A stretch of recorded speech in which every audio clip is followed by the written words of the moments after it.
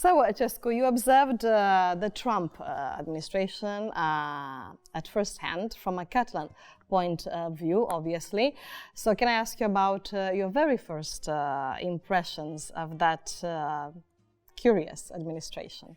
Yeah, it was a crazy era in the sense that when I arrived into Washington, I knew that the Trump administration would be chaotic, because he's a kind of a chaotic leader, but I didn't expect the amount of work and craziness around, in the sense that, especially the first years, the whole world was just watching his Twitter feed, yes, and he kept on tweeting all kind of crazy things, and it didn't spend maybe a week, and after another week, then he fired somebody from his cabinet. Then the next week he had bad words from an international leader. So we went from a scandal to a scandal, and that you lose time, and you lose the perception of time over the weeks about what happened last week, and you just go on and say, lots of things. He did lots of things, and with 2 weeks before, the same. So it was really chaotic and disorganized, and it was a kind of a roller coaster. And exactly. But then at at the same time, after some years, you get the sense that the country was in a very bad shape, in the sense that everybody was really tense. The political climate was ugly.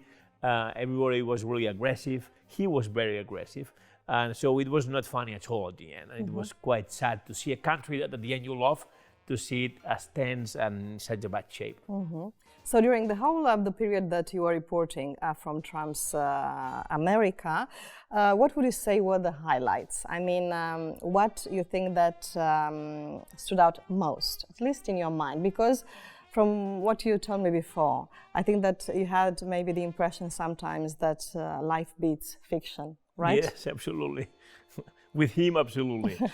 Totally.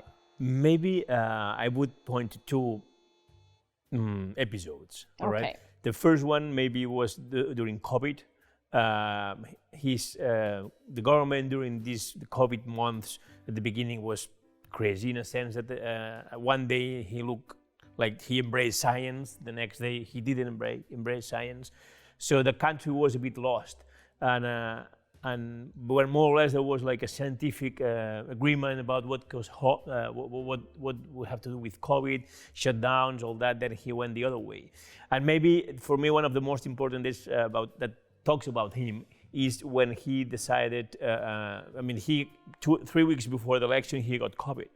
And there was panic because he said, maybe he will die, because there were no vaccines by then. Then he went into the hospital 3 days. He survived without too much of a problem. And then when he went back with an helicopter that was live streamed through the nation, and of course he was with a mask.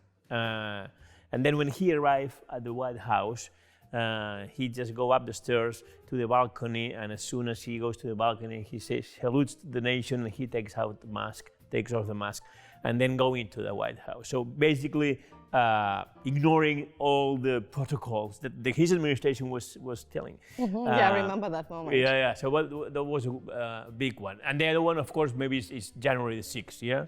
The insurrection.